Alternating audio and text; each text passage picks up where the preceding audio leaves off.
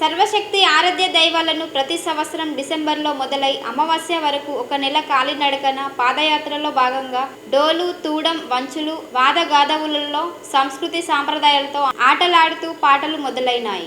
పాటలు పాడుతూ సకల జన భక్తులు మన శక్తుల్ని కాపాడడం కోసం నేకి బద్ది, బంగారం, వెండి అంటూ ఒక తాటిపైకి ఆదిమకులం పాండవ రాజా భీముడులో లాంటి వారు పుట్టుకు రావాలని తెలిపారు. తెలంగాణ కేంద్ర రాష్ట్ర ప్రభుత్వాలకు విన్నవిస్తూ పీవీజీటీ ఎస్టీ కులం పేద కుటుంబాలకు వాగుల్లో, వంకల్లో ఉండి నివసించే గూడెం ప్రజానికానికి అన్ని శాఖల సౌకర్యాలు కల్పించాలని తెలంగాణ ప్రభుత్వాన్ని కోరుతున్నారు. మంచిర్యాల జిల్లా జన్నారం మండల కేంద్రంలోని కొత్తపేట గ్రామానికి ఆసిఫాబాద్ జిల్లా లింగాపూర్ మండలం పావుడ్గూరు గ్రామం నుండి కొత్తపేట, కోలంగూడ వచ్చినటువంటి భీమదేవుడు భక్తులు, పూజార్లు, పటేల్, మహాజన్, కారోబారి లాంటి పెద్దలు, చిన్నారులు, అక్క చెల్లెళ్ళు సకల సంతోషాలతో ఉండాలని భీమదేవునికి నైవేద్యాలు పెట్టి పూజించారు. ఈ కార్యక్రమంలో నూతన కులం ఉపాధ్యక్షులు సీడం భీమరావు మాట్లాడుతూ తాత ముత్తాతల తరాల నుండి వచ్చినటువంటి సంస్కృతి సాంప్రదాయాలు మనం మరవకూడదని తెలిపారు. జన్నారం మండలం కొత్తపేట, కోలంగూడ పెద్దలు కొడపముత్తు పటేళ్లు, మండల అధ్యక్షులు